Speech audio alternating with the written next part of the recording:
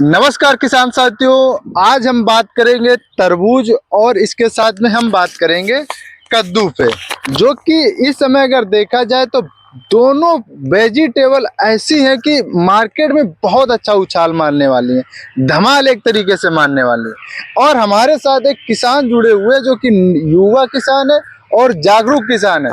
आपको उनके माध्यम से आपको कुछ ऐसे पॉइंट सिखाएंगे कि आने वाले समय में आपको बहुत कुछ सीखने को मिलेगा। नमस्कार भाई साहब, सबसे पहले आप अपना नाम बताइएगा। मेरा नाम छोटू है। अच्छा खतौली है। अच्छा। तहसील सिरसागंज, जिला फिरोजाबाद। अच्छा, जिला फिरोजाबाद। तो आपने जो इतने सिस्टमैटिक ढंग से, ये सबसे पहले आप बताइए कहाँ से नॉलेज लाए, कितनी साइंटिफिक तरीके से आपने खेती की है? यूट्यूब से देखते रहते हैं कि किस तरह से बहुत अच्छा ऐसे जो हम कर रहे हैं उससे बेहतर कैसे हो सकता है।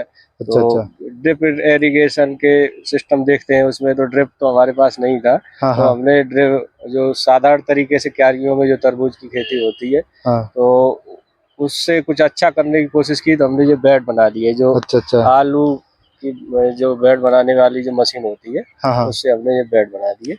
और जिससे लाभ ये रहता है कि सिंचाई में कम पानी लगता है, तरबूज को कम पानी की आवश्यकता रहती है, तो ग्रोथ अच्छी होती है कम पानी में। और जब ज्यादा पानी लगा देते हैं तो उस तरह की ग्रोथ नहीं हो पाती। जैसे कि आपने अभी ड्रिप की बात की, तो ड्रिप के साथ में बहुत सारे हमारे किसान होते हैं जो मल्चिंग पेपर का भी प्रयोग करते हैं, वो भी बेटर रहता है क्योंकि ड्रिप और मल्चिंग बहुत अच्छा रहता है। अच्छा, इससे जो आपने आलू की बात की, तो आलू का जो देखते हैं तो जो जो होता है वो थोड़ा बेड पास पास होता है। अच्छा, इसमें ऐसे आपने आलू लगाया होगा तो उससे क्या बेनिफिट मिला होगा आपको? आलू में भी यही रहता है, आलू वाला भी बेड इस तरह का बनता है और आलू के कई तरह के बेड बनते कई हैं। तरीके के बेड बनते एक हैं। जो है एक बार में 4 बेड बनते हैं और एक बार में 2 बेड बनते हैं। 4 बनते हैं, वो पतले पतले रहते हैं, पतले रहते हैं। 25-26 इंची रहते हैं। हाँ और हाँ। इसकी चौड़ाई थोड़ी ज्यादा रहती है, इसमें 2 लाइनें होती हैं, उसमें एक ही लाइन एक होती ही लाइन है। होती। तो ये सफिशिएंट है आज के मार्केट में कि वो जो पुराना ट्रेडिंग में चला आ रहा वो सफिशिएंट है? ये ज्यादा सफिशिएंट। ये से ज़्यादा सफिशिएंट है, क्योंकि मैं बहुत सारे किसानों से जब मिला तो उन्होंने मुझे एक चीज़ और बताई कि इसमें सिंचाई की भी कम आवश्यकता पड़ती है और ज़्यादा मेहनत की भी आवश्यकता नहीं, खुदाई के टाइम साधारण खुद जाता है। अच्छा चलो, अच्छी बात रही। तो आपने जो ये लगाया हुआ है इस समय तरबूज, तो इसमें आने वाले समय में आपकी सबसे पहले ये बताइए अपेक्षा क्या है, मार्केट का क्या भाव रहेगा? मार्केट से भाव 10-12 रुपए पर केजी के हिसाब से उम्मीद कर रहे हैं। अच्छा, आप उम्मीद कर रहे हैं। तो बाकी जो भी रहता है वो। जो भी रहता है, चलो बहुत अच्छी बात है। तो हमें जरा हमारे किसान मित्रों को आप बताना चाहेंगे कि आपने ये किस तरीके से, मतलब कब बुआई की और कौन से किस्मों का आपने चुनाव किया, तो आपने क्या खेत की तैयारी करते समय क्या क्या प्रयोग किए, जरा हमारे किसान साथियों को आप बताइएगा, आपके माध्यम से वो भी सीख पाएंगे। इसमें रबी के सीजन में आलू की फसल लगी हुई थी। हाँ। तो आलू 25 दिसंबर को हमने इसकी खुदाई कराई थी इस समय। अच्छा, 25 25 दिसंबर को। दिसंबर को। हाँ। तो 25 दिसंबर को खुदाई होने के बाद धीरे धीरे 4-5 दिन में, क्योंकि उस समय मशीन नहीं चल सकती थी, हाँ तो हाँ। सीधे हाथ से और खुरपी से आलू की अच्छा। खुदाई हाँ हुई थी। हाँ। तो 31 तारीख तक ये खेत खाली होकर के और दोबारा से इसमें फसल बोने की स्थिति में आ गए थे हम। हाँ हाँ। तो 31 तारीख को ये खाली हुआ। उसके बाद हमने इसका जो पुराना अवशेष बचे हुए थे आलू के, जो पाल वाल जो भी हरा हुआ था, वो निकाला पहले खेत से। अच्छा, आपने वो पैराक्वाइट नहीं डाला था? नहीं, पैराक्वाइट नहीं डाला। हाँ। कच्ची खुदाई की एक अच्छा। जनवरी में। हाँ। तो जल्दी खुदाई की तो बेल हरी थी उसमें। हरी थी। हाँ। तो वैसे तो उसको हम उसमें जोत भी सकते थे, लेकिन जल्दी फसल लगानी थी, इस वजह से उसमें हमने वो खेत से बाहर कर दी है। अच्छा। वो उधर पड़ी हुई है उसमें। हाँ हाँ। तो अगर वो उसमें बनी रहती तो ज़्यादा भी अच्छा रहता, क्योंकि उससे फिर वो चारा, हरा चारा, मतलब वो हरी खाद के उसमें प्रयोग कर सकते थे। लेकिन वो फंगस भी पैदा कर सकता है। फंगस भी बहुत ज्यादा फंगस पैदा इस करते वजह हैं। से निकालना ज्यादा अच्छा समझा हमने, तो अच्छा निकाल अच्छा। लिया। और फिर इसकी तैयारी की हमने। तो जुताई 1-2 बार इसकी हमने हैरो कल्टीवेटर से की, एक जुताई हैरो से और 2-3 कल्टीवेटर से। और सीधा हमने इसमें कोई सिंचाई नहीं, कुछ नहीं, सीधे बेड द्वारा से फिर तैयार कर दिया। हाँ, बेड तैयार करने के बाद इसमें हमने फिर नालियों में जो पानी चला दिया सीधा। अच्छा, ये जो नाली में आपने चलाया, फिर पानी चलाने के बाद 2 दिन में इसमें ऐसी स्थिति बन गई कि 2-3 दिन में कि हम इसमें चल करके और बीज लगा सकते थे। अच्छा तो हमने किनारे पे इस पे एक साइड बीज हाँ। लगा दिया। अच्छा, ये बीज की आपने कोई दूरी आप एक पौधे से दूसरे पौधे की कोई मेंटेन की कि हाँ, ऐसे? कोशिश की लगभग 1.25 फीट से 1.5 फीट की दूरी पे हमने लगाने अच्छा, की 1.5 फुट की दूरी पे आपने लगाया बेड। एक बेड से ये इस पौधे से इस पौधे की मतलब एक बेड की लगभग कितनी 4.5 फीट है। अच्छा, 4.5 फीट रखा। अच्छा, आपने जैसे बताया कि हमने सीधे लगाया, तो खेत में कोई मतलब उर्वरक फर्टिलाइजर हाँ, का उर्वरक डाले थे हम। क्या क्या डाले थे आप? हमने इसमें ये लगभग 2 एकड़ जमीन है हाँ हाँ एक साइड में, हाँ 2 एकड़ ऊपर साइड में। हाँ हाँ तो इसमें हमने 1 बोरी DAP और 1 बोरी पोटास, हाँ 1 बोरी यूरिया और हाँ इतना ही कुछ डाला था। 1-2 चीज और डाली थी। अच्छा ह्यूमिक एसिड वगैरह आपने डाला होगा। अच्छा, अब किसानों को मैं एक चीज आपको, आपने जैसे फर्टिलाइजर की बात कर दी, तो आपको मैं ये सजेशन जरूर करूंगा, आप 1 एकड़ में माइक्रोराइजा का आप जरूर प्रयोग कीजिएगा। चाहे DAP थोड़ा 5 किलो कम कर दीजिएगा। उससे क्या होता है कि जो हमारे बिखरे हुए पोषक तत्व होते हैं तो वो पास में लाने की कोशिश करता है, और जो पानी है जो ऑब्जर्व होता है मतलब वाष्पीकरण होता है, उसको भी ये रोकता है, और पौधे के पास ज्यादा से ज्यादा नमी रखने की कोशिश करता है। बहुत सारे फीचर होते हैं। आगे आने वाले समय में थोड़ी जगह आप जरूर कीजिएगा। अच्छा, आपने देसी खाद का कोई प्रयोग नहीं किया? देसी खाद उस समय लगाई थी जब हमने इसमें आलू लगाया। अच्छा, आलू के समय लगाया था। तो किसान साथियों, मैं आपको जरूर सजेशन दूंगा कि जैसे कि भाई साहब ने बताया कि खेत की तैयारी करना बहुत जरूरी होता है। जैसे कि इन्होंने जब खेत की तैयारी की तो DAP, MOP, SSP वगैरह इन्होंने प्रयोग किया। तो आप भी कोशिश कीजिएगा, अच्छा उत्पादन के लिए हमें फर्टिलाइजर का प्रयोग करना बहुत जरूरी, चाहे आप देसी कीजिएगा या फिर आप रासायनिक कीजिएगा।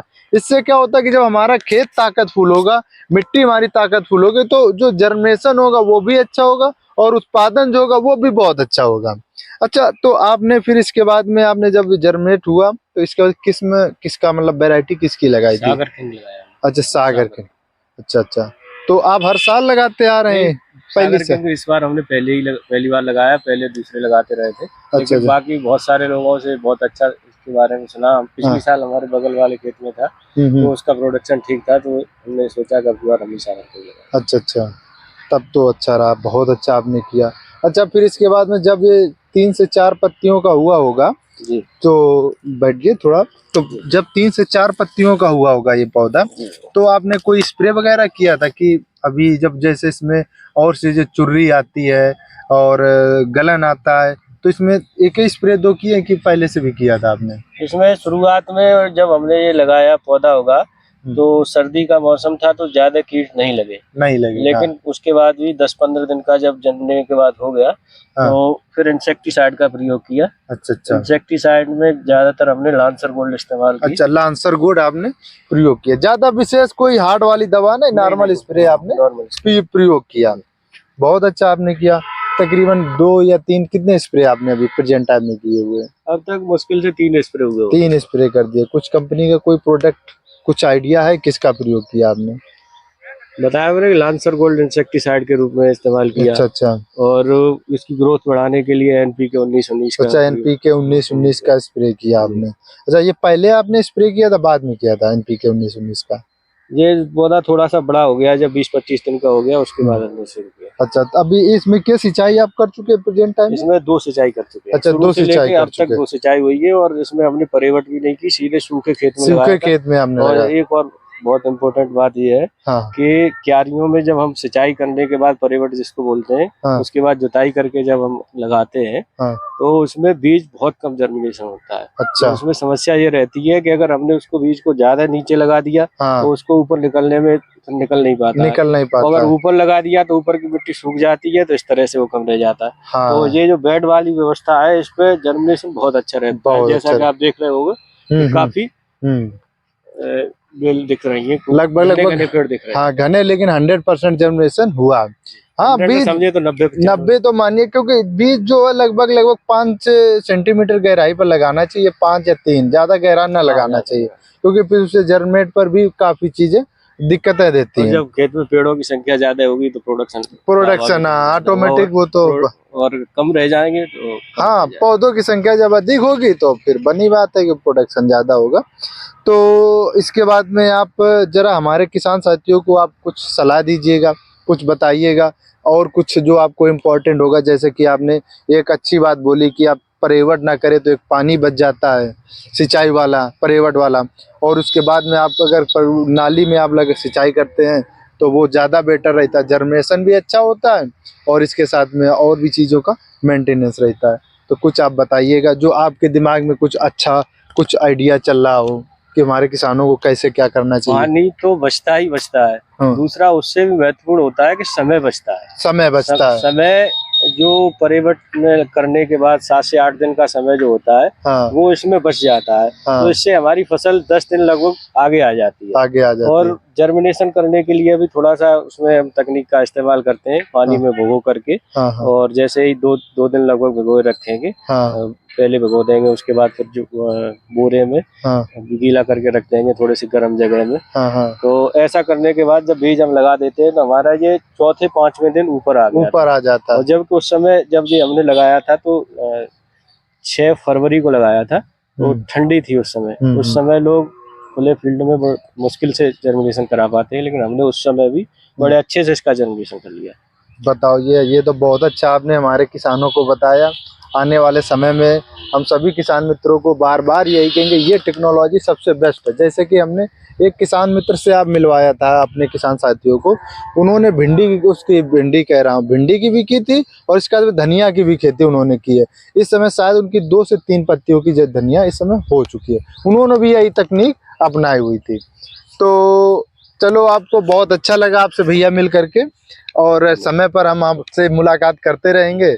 और हमारे किसान साथियों को आप जानकारी दी, हो सकता है कि हमारे किसान साथियों को बहुत अच्छा लगा हो, क्योंकि बड़ा अच्छा लगता है जब कोई अच्छा, मतलब युवा या कोई टेक्नोलॉजी यूज करता है। क्योंकि जैसे कि जब पुरानी पद्धतियां अपनाते रहेंगे तो उतना अच्छा विशेष तौर पर उत्पादन भी नहीं ले पाएंगे और मेहनत ज़्यादा करते रहेंगे। तो किसान साथियों, यहीं तक रहा हमारा सफ़र। अब मिलते हैं आप लोगों से नेक्स्ट वीडियो में।